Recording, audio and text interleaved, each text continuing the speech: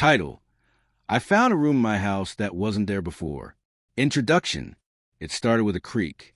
Not the usual kind that old houses give off when they settle in the night, but something deliberate, like a footstep. I had lived in this house for over 6 years, and I knew every corner, every sound it made, every draft that whispered through the windows.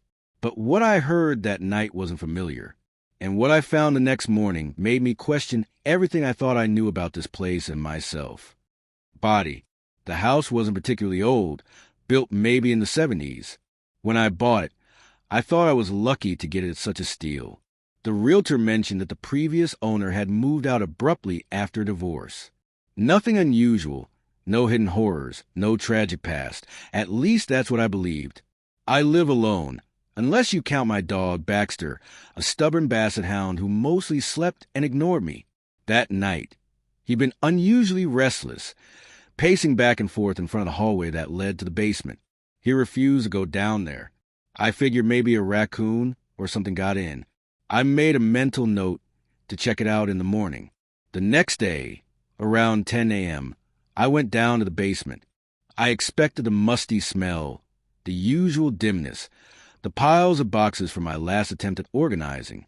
But something had changed. To the left of the laundry machine, where there had always been a bare wall, there was now a door, a perfectly ordinary wooden door. Faded blue paint, brass handle. I stared at it for a long time, half expecting it to disappear if I blinked too hard. I walked closer, feeling a strange pull in my chest. My fingers trembled as I reached for the handle.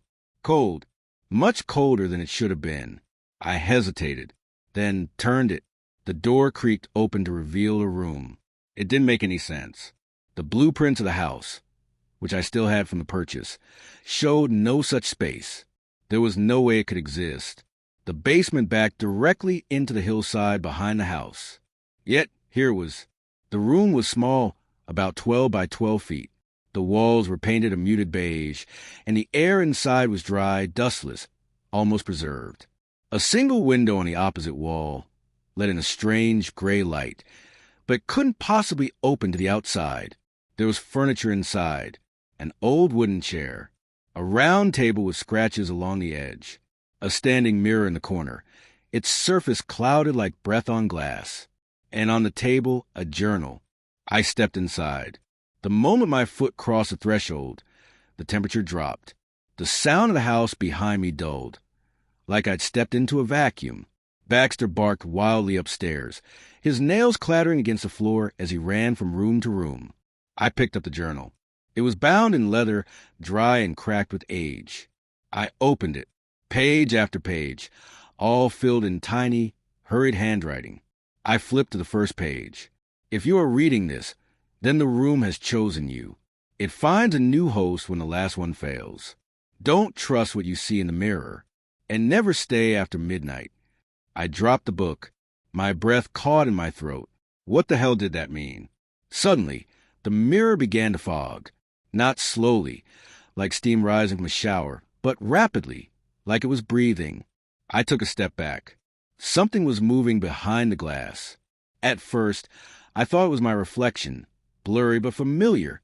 But as I stared harder, I realized the figure mimicking my posture wasn't wearing what I had on. It was me, yes, but in different clothes. My hair looked wet. My eyes were darker. Hollow. Then it smiled. I didn't smile. I bolted out of the room, slamming the door behind me. My heart thundered in my chest. When I turned back, the door was gone. Just wall. Cold cement wall. I scrambled up the stairs, my legs barely working. Baxter was at the top, tail between his legs, whining softly. I spent the rest of the day trying to convince myself it was a hallucination. Maybe I'd had a microstroke. Maybe stress was getting to me. But the journal was in my hand. I hadn't dropped it. I flipped through more pages, trying to make sense of the writing. The room knows you. It watches you. The door only opens when it's ready. Don't believe the mirror. It lies. There are things in that space that don't belong in our world. It will try to replace you. What did that mean, replace me? That night, I couldn't sleep. Every noise in the house felt amplified. Baxter wouldn't leave my side. At around 2:47 a.m., I heard a low creak. Downstairs, the sound of a door opening. I grabbed the flashlight from my drawer and slowly moved through the hallway. The house was deathly quiet. When I reached the basement door, it was cracked open. Baxter growled softly. I told myself not to go down, that I should just lock it and check in the daylight. But something inside me pushed forward. Each step down felt like wading into cold water. The basement was still, but somehow wrong. And the door was back, wide open. Light spilled from the room again. Gray, unnatural. The air smelled faintly of dust and something else, something like rotting wood. I stepped inside. Everything was the same. The table, the chair, the mirror. Except this time, the journal was gone. Instead, there was a photograph on the table. I picked it up. It was me, sitting in that same chair. But my eyes were black. My mouth twisted in a way I couldn't replicate if I tried. Behind me, in the mirror, were 3 figures. Tall, faceless, watching. I stumbled back, dropping the photo. As I turned to leave, the door slammed shut. I ran to it, pulling at the handle. It wouldn't budge. The mirror's surface began to ripple. And then something stepped out. Part 2, the thing that stepped out of the mirror had my shape, but it wasn't me.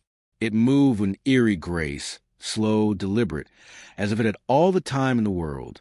Its face looked like mine but lacked something essential. Soul, presence, humanity.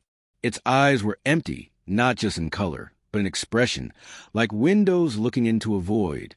I backed into the corner of the room, my hands searching behind me for anything I could use to defend myself. My fingers brushed against the chair, then the table, but nothing felt useful.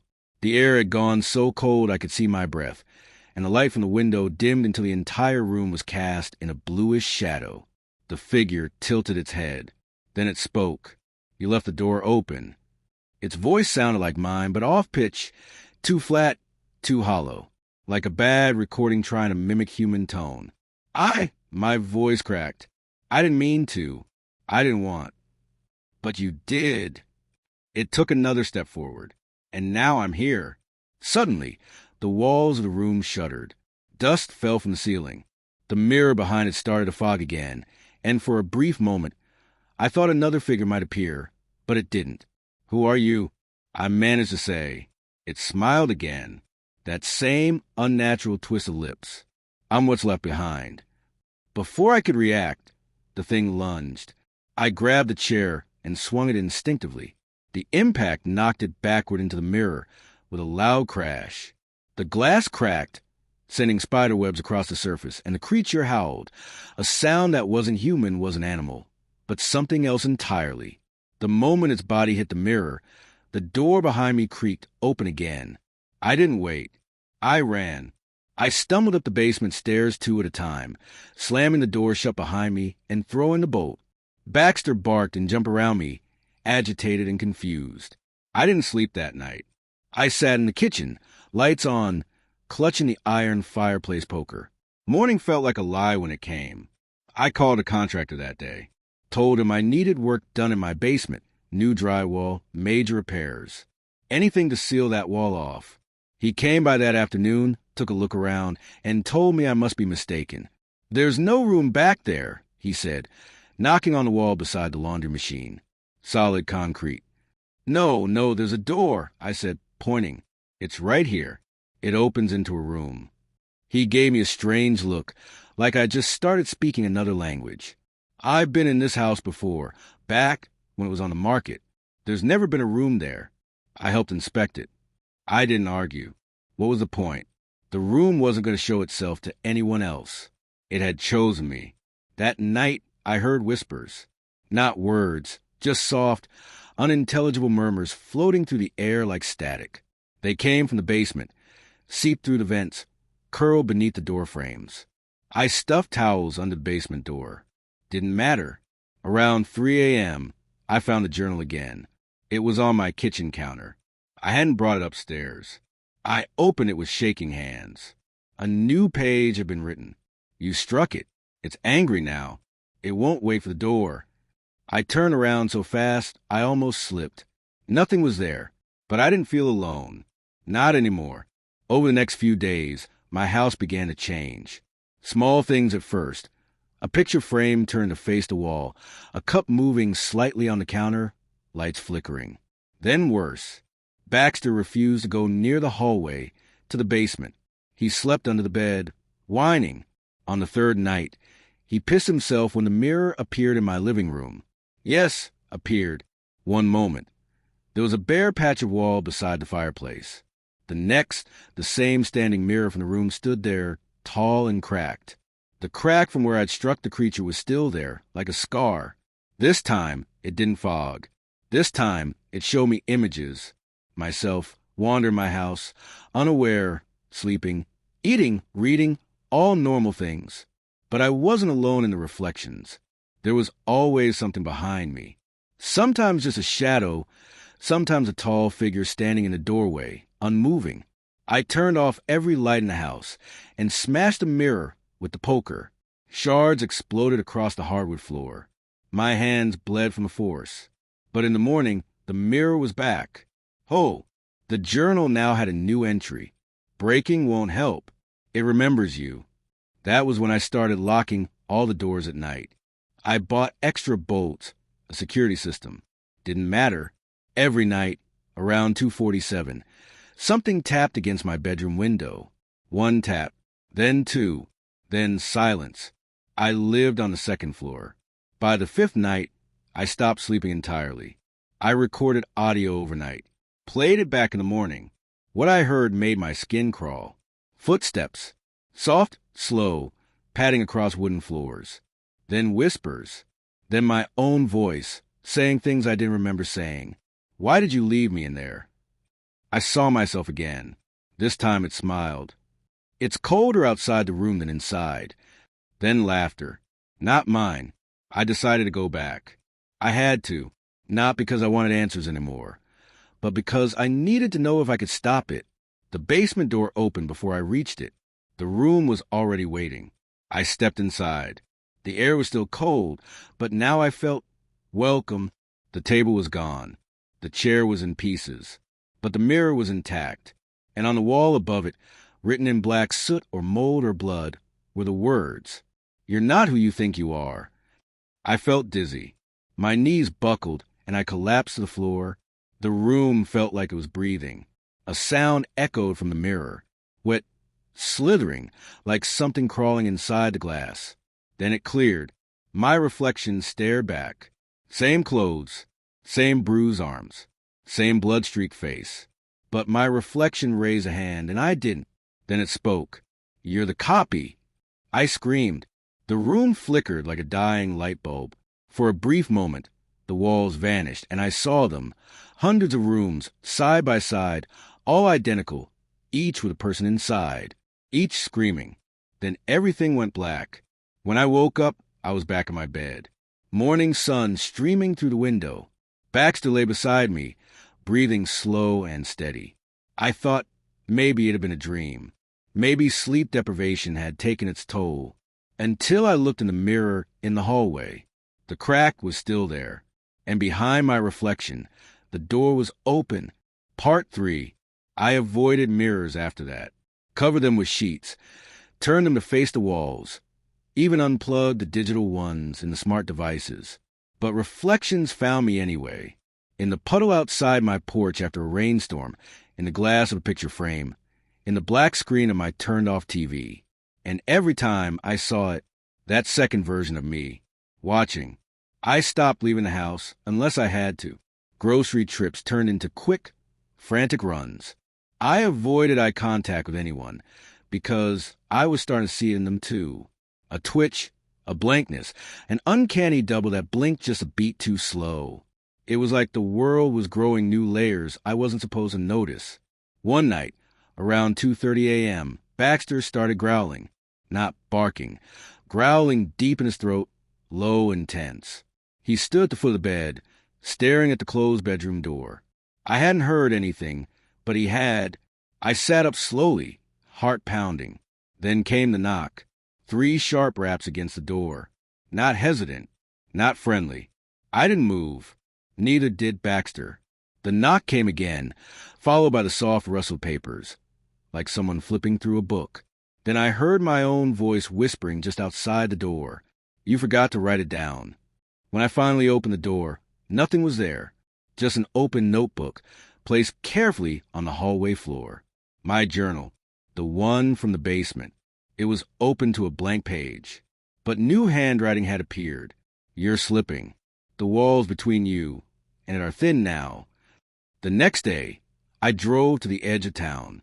I don't know why, maybe instinct. I just needed to be somewhere away from the house. But even as I drove, the world seemed wrong. Street signs I didn't recognize. Buildings slightly skewed. At one intersection, I swore the traffic light blinked red, then green, then red again, in the span of a single second. And then there was the man. He stood at the gas station, staring at me as I filled up the tank. Pale, dirty clothes, eyes ringed with dark circles. "Your copy is learning fast," he said without prompting. "Soon it won't need the mirrors." I didn't answer.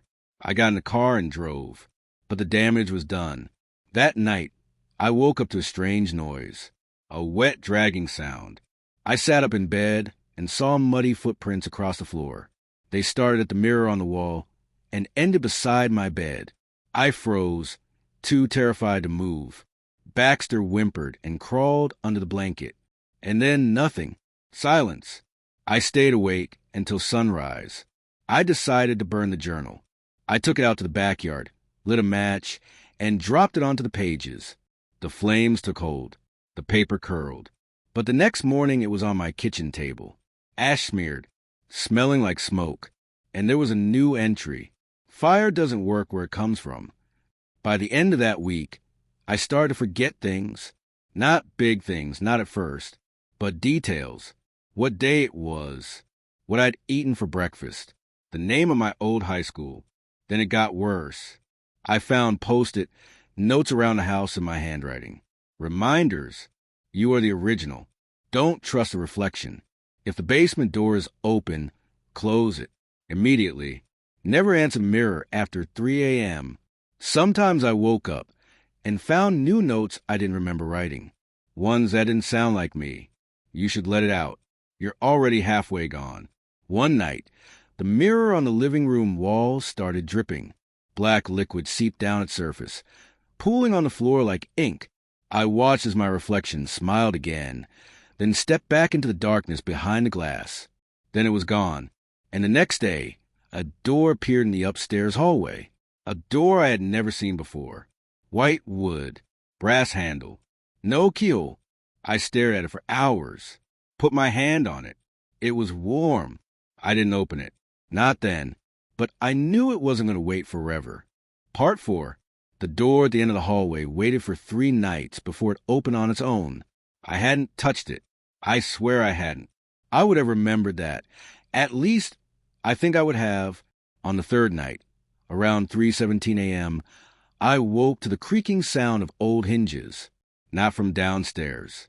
From upstairs. From that door. I stepped out of bed, careful not to wake Baxter. He was sleeping more than usual now, if what he was doing even counted as sleep.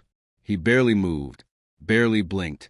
I crept down the hall, each floorboard groaning louder than the last. The door was wide open, but the space beyond it wasn't a room. It was a hallway, long, narrow, impossible. It stretched far beyond where the dimensions of my house should have allowed. The air pouring from it was ice cold and smelled like mold and rusted metal. There were no lights, but somehow I could still see, dimly, like my eyes had adjusted to some unnatural source. At first, I tried to be rational.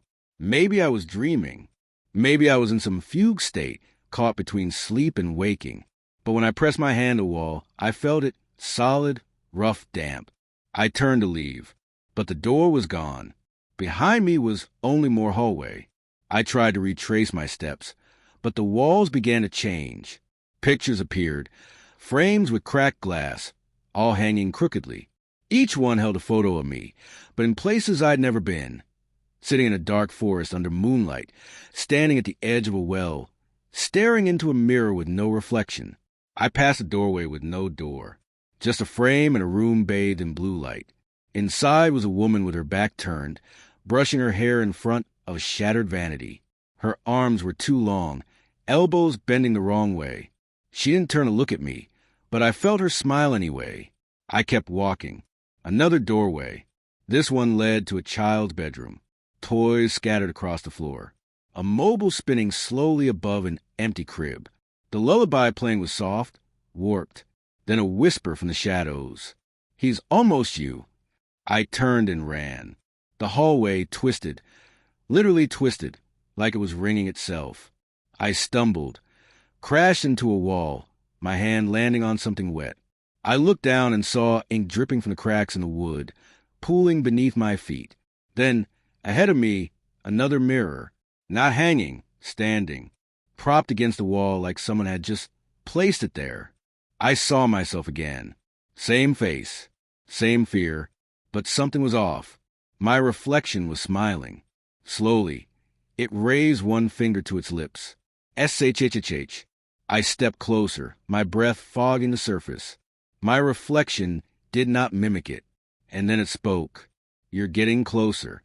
Almost home." The mirror shattered, exploding outward.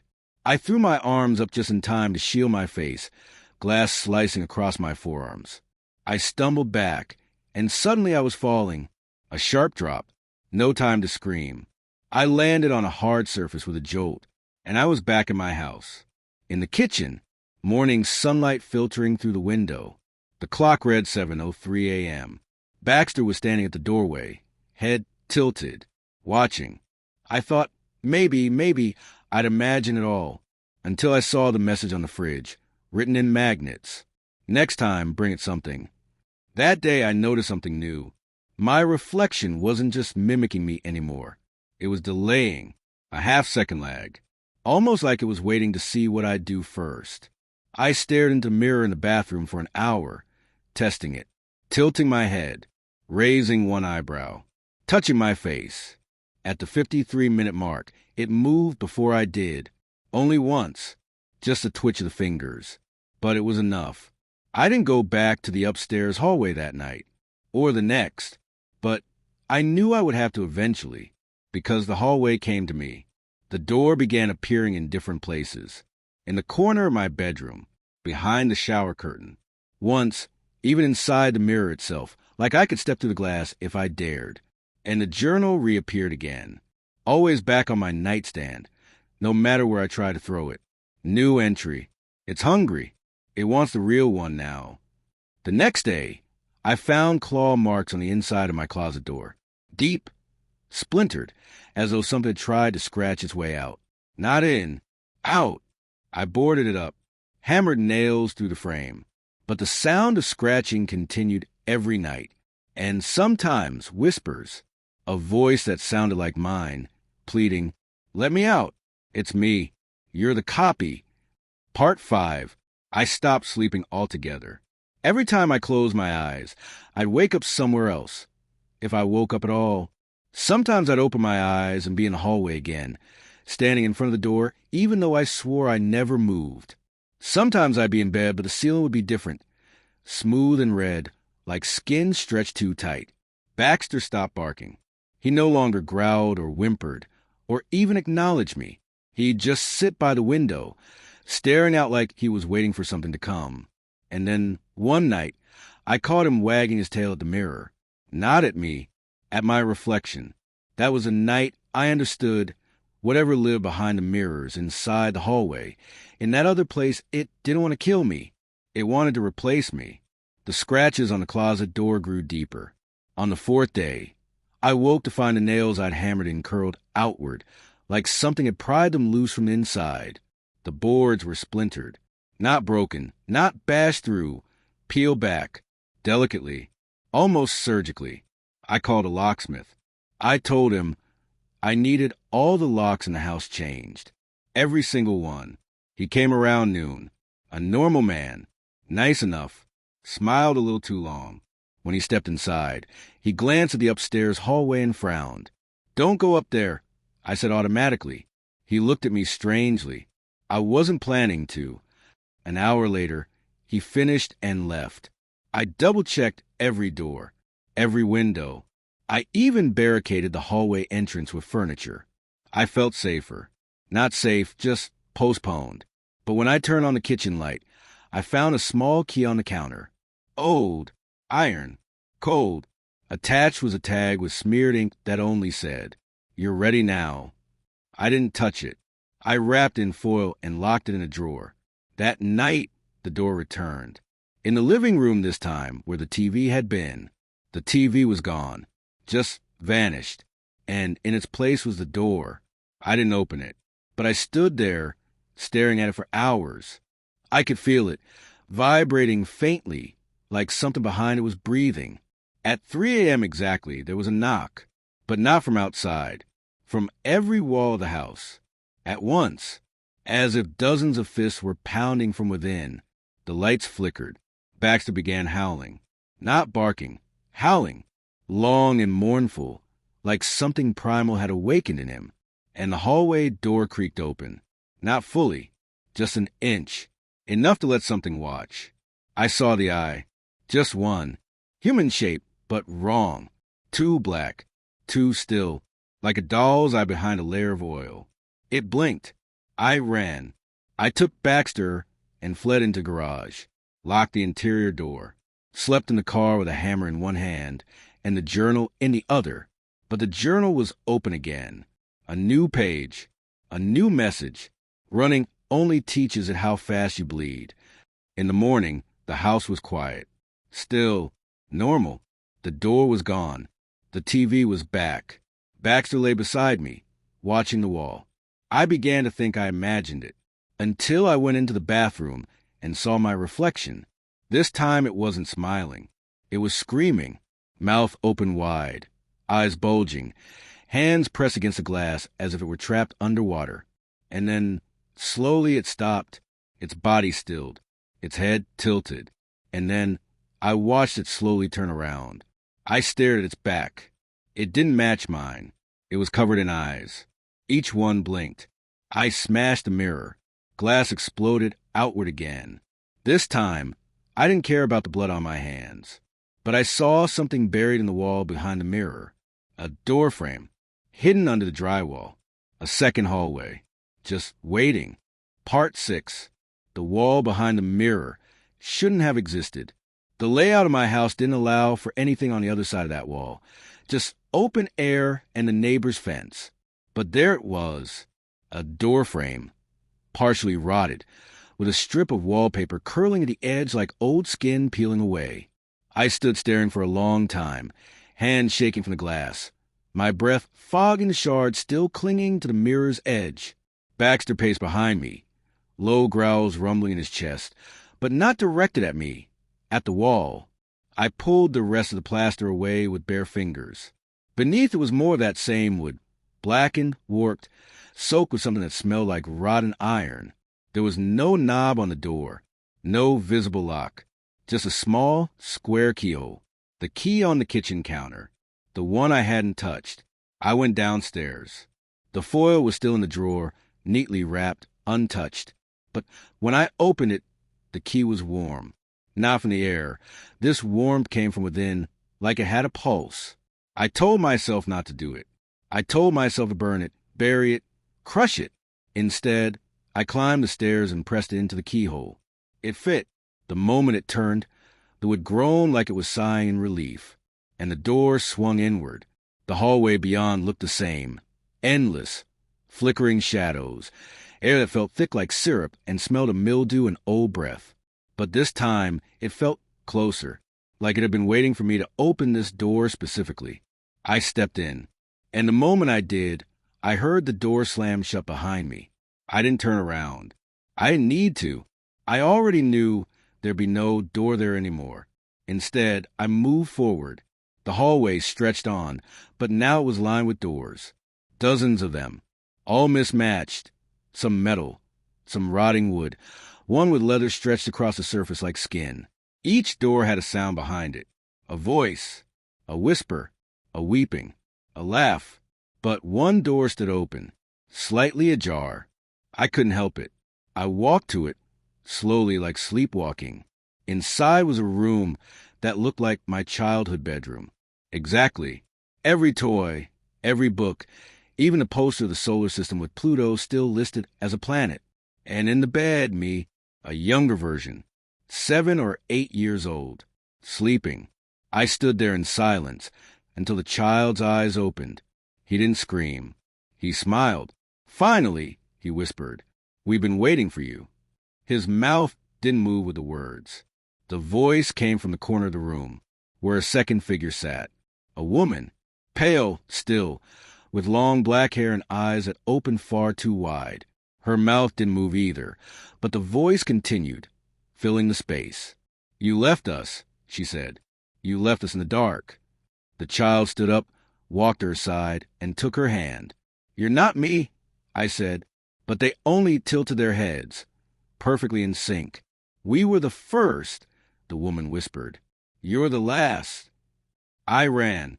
I don't know how long I sprinted through that hallway. The air got thicker. The walls pulsed like muscle. The doors grew farther apart. And then I came to the elevator. Old, rusted.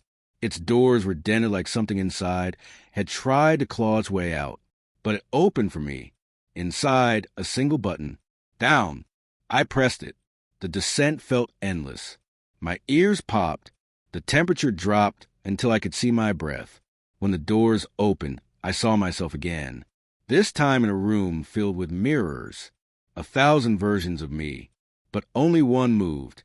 He walked up to the glass and placed his palm against it. "You let the door open," he whispered. "Now it won't close." Behind him, a shape approached, tall, shifting, wrong. Its limbs dragged like wet ropes, its face twisted and folding on itself like a flower of teeth and bone. My reflection didn't flinch. He just smiled and let it touch him. I turned and ran again. This time, when I opened the next door, I was back in my own house. In the kitchen, the TV was playing static. Baxter was gone. And on the fridge, written in magnets again, "They know you're real now. They want your skin." Part 7. The fridge magnets were rearranging themselves. Not floating in the air, not with any visible hand guiding them. Just shifting one by one, like they were alive, like the words wanted to be read. "They want your skin." Then, "You're wearing theirs." I backed away slowly, stomach twisting. My skin felt wrong. It itched, tight at the joints. I reached up and touched my face, half expecting it to peel away. But it was me, at least on the outside. There were scratches on the floor now. Deep ones, four-pronged like claws. They led from the living room into the basement door, which stood wide open even though I hadn't touched it in days. Baxter was still gone. The house groaned, literally groaned, as though it were breathing through wooden lungs. Every board creaked with rhythm. I stood frozen, listening to it, heart pounding in sync. And then, footsteps from the second floor, not stomping, not pacing. Careful, slow, deliberate. One step, pause. Another, closer. I moved without thinking, grabbing the closest thing I could find, a fireplace poker, and started up the stairs, each step a betrayal under my weight. The lights flickered. The air smelled of copper and mold. At the top, the hallway looked longer than before. It always changed, stretching like the house was reshaping itself to fit something bigger. I followed the sound, which led me to the guest bedroom. The door was slightly open. I pushed it gently, letting it creak wide. Inside, the bed was untouched. The window was closed.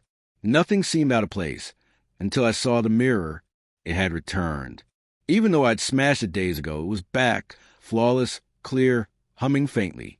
And standing in it was me, but not me now. Me from earlier. My face was bruised, eyes bloodshot, mouth smeared with something black. He smiled. I didn't. He mimicked me, lagging slightly behind, like a faulty reflection. When I raised the poker, he lagged. When I stepped closer, he stayed still. And then he spoke. "Getting harder to tell, isn't it?" he said, mouth moving like wet clay. "Which one's the mirror and which one's a cage?" I swung the poker. The glass shattered again, but this time the shards floated in the air, suspended like they were caught in syrup. Behind them, I could see shapes moving in the wall cavity again. They weren't people. They weren't animals. They were trying to remember how to be. I turned and fled, but the hallway had changed. It was no longer my house. It was the hallway again. That impossible, endless corridor with the flickering lights and the smell of dust and death. Only now, the walls were lined with picture frames. Each one held an image of me. Different moments. Some I remembered. Some I'd never lived. Me in a hospital gown, screaming on a gurney. Me in a wedding tux I'd never worn, holding a woman with no face. Me standing in front of my house, staring at a door that wasn't there. All of them smiled. Some of them moved. The last photo was blank, only a white void. And beneath it, a label, when he finally accepts it. The hallway opened into a room I'd never seen before. It looked like a study. Bookshelves covered in dust, paper scattered across a long oak desk. An old rotary phone sat in the center, ringing softly. I approached it, hesitant. It kept ringing. On the 10th ring, I picked it up. A voice, sharp and wet, whispered, "You left the door open too long." "Who are you?" I whispered. "We are what's left when the house forgets who it belongs to. I didn't ask for this. No one ever does." The line clicked dead. Then the bookshelves groaned. They moved. Not swung open like a secret door, but slowly pushed back, revealing the wall behind them. It was covered in writing. Hundreds of scribbled messages, all in different handwriting. Some neat, others frantic. One was written in what looked like ash. Another in a reddish-brown smear I didn't want to examine too closely.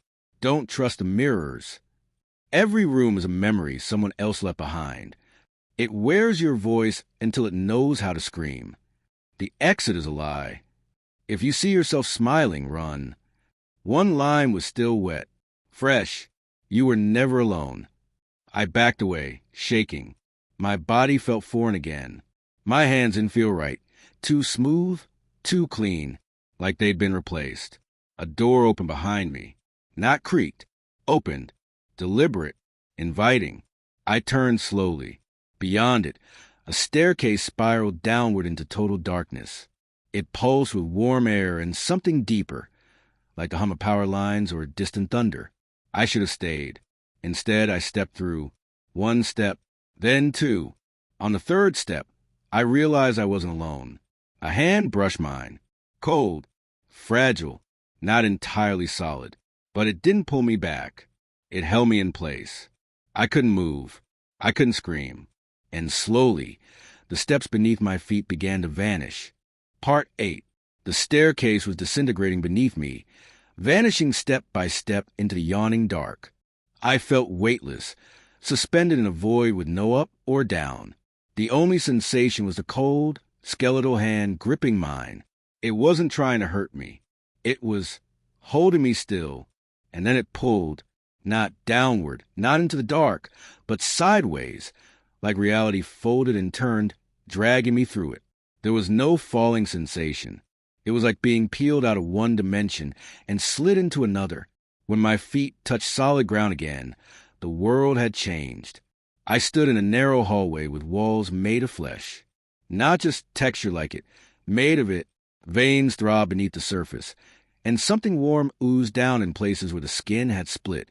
The air smelled like a slaughterhouse that had never been cleaned. The floor was carpeted in something soft and yielding. I didn't want to look down. There were doors. Again. But these weren't made of wood or metal. They were rib cages. Each one pulsed faintly, as if breathing. Each one had a lock shaped like a screaming mouth. Behind one of them, I heard a voice calling. My voice. "Help, help me, please. I'm still in here." It was coming from the second door on the left. The ribs opened slightly, straining, as if they wanted to let me in or maybe let something out. I stepped closer. "Please," my voice begged. "It's eating everything. My thoughts. My name. I can't remember my face." I raised my hand, but stopped before touching the bone. Something on the door blinked. An eye, embedded in the sternum. Wide, bloodshot, and staring directly at me. I stumbled back. The door let out a sigh. Not wind, not breath, a sigh, and then it spoke in a deep, guttural tone that rattled my bones. She sees you now. She's almost ready. Who is she? I whispered, but the door closed its ribs with a loud crack, and the hallway started to melt. Literally, the ceiling oozed downward. The walls sagged. Flesh turned to liquid. I turned and ran, heart hammering, slipping on the pulsing floor. I found a doorway ahead, simple, wooden, almost normal, and threw myself through it. I landed hard on cold tile. A bathroom. My bathroom. For a brief, horrible moment, I thought maybe I was home again, until I saw the mirror. Not cracked, not dusty. Gone. Replaced by a perfectly smooth, perfectly reflective surface that didn't reflect me. It reflected the room, the sink, the shower, the door behind me. But not me. I raised my hand. Nothing in the reflection moved. I waved. Still nothing. Then I saw something else in the mirror. A shape, standing behind me. I spun, swinging blindly, but the bathroom was empty. I turned back to the mirror. Now the reflection was me, but I was smiling. I was missing both eyes. And something moved inside my open mouth. Something writhing, coiling, like a nest of worms. I backed away, hard in my throat. A sound echoed from the hallway outside. A dragging noise. No footsteps. Just something being pulled across the floor. I opened the bathroom door a crack and froze. The hallway was filled with fog. Thick, unnatural fog that pulsed with faint red light. Shapes moved within it, tall, twisted silhouettes. One stopped and turned toward the bathroom. I closed the door quietly, holding my breath. But the fog began to seep in anyway, leaking under the door frame, bleeding through the keyhole. It had a smell, sweet and rotting, like syrup poured over meat. Something scratched the outside of the door. Not knocking, scratching, testing. The doorknob began to turn. I ran for the window. It shouldn't have opened, it was painted shut, but it slid up with ease, revealing not my backyard, but a vast, open field under a dead sky. The stars were wrong, twisting, spiraling, blinking in patterns that made my vision blur. And in the middle of the field stood the house. My house, but older, more decayed, as though it had been left to rot for centuries. The windows were boarded up. The front door was wide open, and standing in the doorway, her. I couldn't see her face. It was veiled in shadows, but her hands were long, gnarled, with fingers that bent the wrong way. She was waiting, not for someone. For me. The window slammed shut. I turned, and the bathroom was gone. Now I was in the hallway again. But this time, it wasn't shifting or warped. It was my hallway, ordinary, except for the knocking, coming from behind the wall, the one behind the mirror. I stepped forward. Slowly, the knocking stopped. Then came a whisper, right against the wall, as if someone was standing on the other side, pressing their lips to it. Let me out. I remember now. I remember everything. The wall pulsed. A crack split down the middle, and fingers, human fingers, began to push through. Too many. More than 10.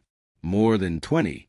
They clawed at the drywall, pulling it apart, revealing a mouth, a giant human mouth inside the wall, lined with dozens of eyes where teeth should have been. Each eye looked at me, blinked in unison, and then it smiled. The wall began to breathe. The mouth spoke. We are hungry, and you are still soft. I turned and ran again, but this time, the house wasn't trying to stop me. It wanted me to move, to keep going, to get closer, because every room I entered from that point on looked more like her house. Not mine.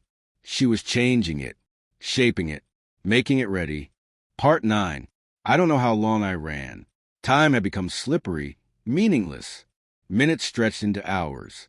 Rooms shifted behind me, reshaping, repurposing themselves as if the house was no longer a structure but a living, breathing thing. And it was dreaming of her. I opened a door I swore led to the kitchen. Instead, I stepped into a child bedroom. Not mine.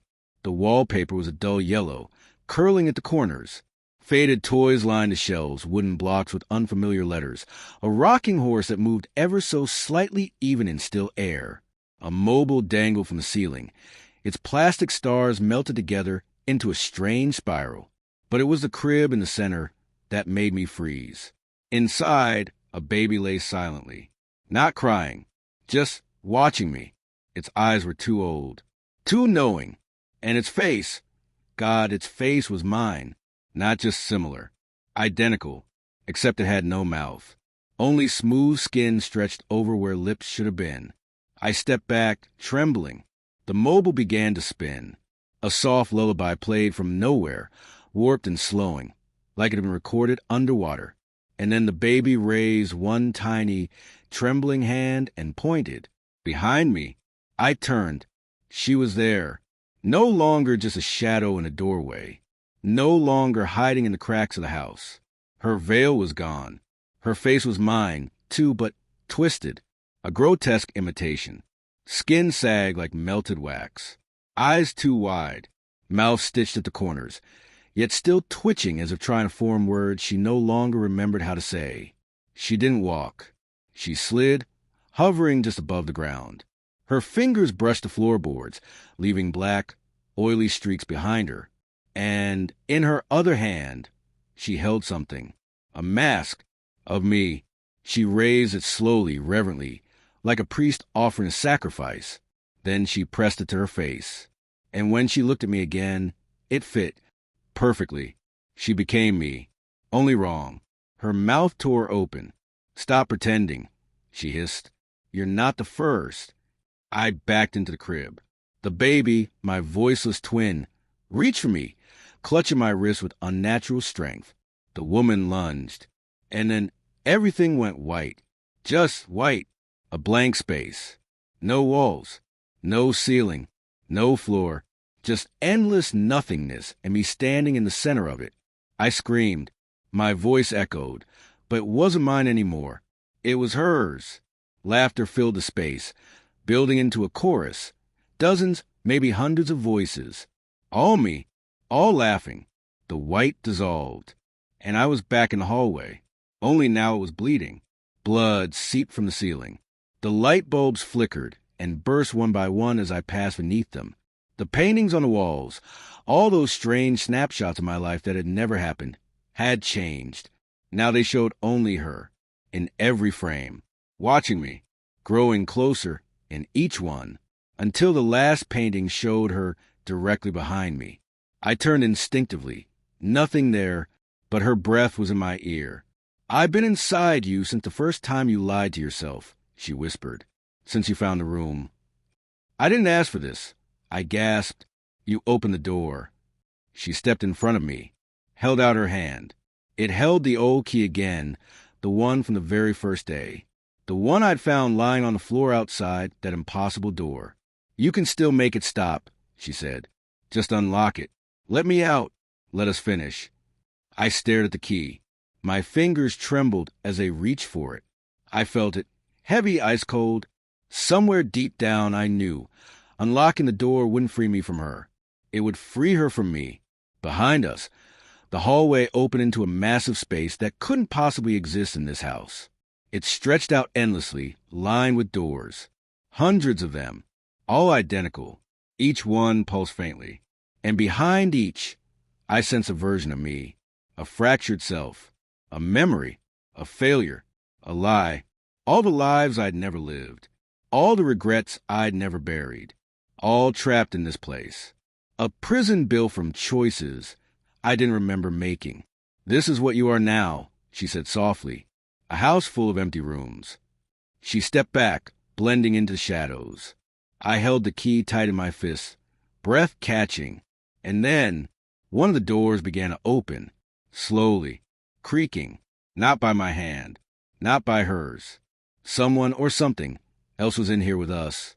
The door opened wide, and I saw me standing inside, but older, pale, hollow-eyed, hair falling out in clumps. "Don't let her out," he rasped. "Whatever you do, don't finish the house." I stepped back. Another door opened. Another me. This one laughing hysterically, blood dripping from his mouth. She's already out, he said. She's wearing you. More doors opened. More versions. One sobbing. One curled in the fetal position. One standing silently, bleeding from the ears. Each of them looked at me with some mixture of warning and envy. She walked between them, trailing her fingers along their faces. I've worn so many versions of you, she whispered, and not one ever asked why I waited. I screamed at her. Why? She smiled, calm, serene. Because the house was never yours, she said. It was mine. You were just the first to find your way in without knowing the cost. And then she turned and pointed.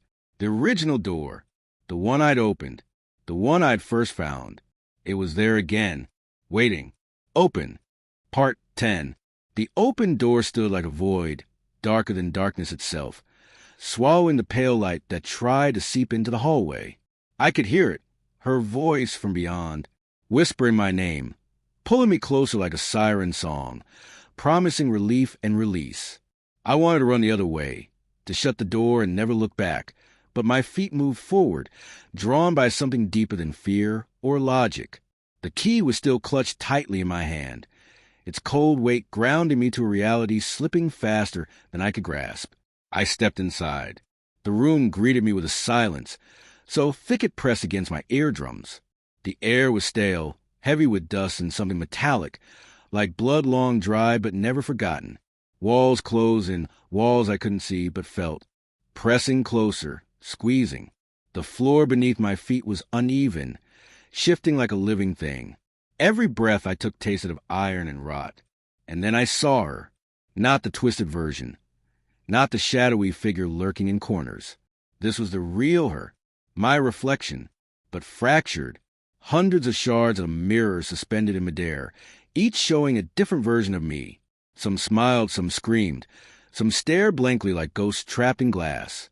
One shard flickered, showing a version of me standing outside this house, a happier version, a version that never found the door. Another showed me screaming, tearing at my skin, desperate to wake up. And finally, the shard that mattered most, me, standing right where I was now, alone, terrified and trembling. She stepped forward from the shadows. Why do you fight it?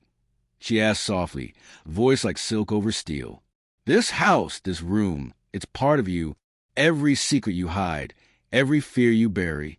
I am what you refuse to face. The room began to pulse, breathing in time with my heartbeat. I dropped to my knees. Who are you? I whispered. She smiled, stepping closer, reaching out. I am the part of you locked away. The part that remembers when everything went wrong. The part you tried to bury behind walls and lies. Her fingers brushed my cheek, cold as ice, and I shivered. I don't want to be afraid anymore. And you won't be, she said.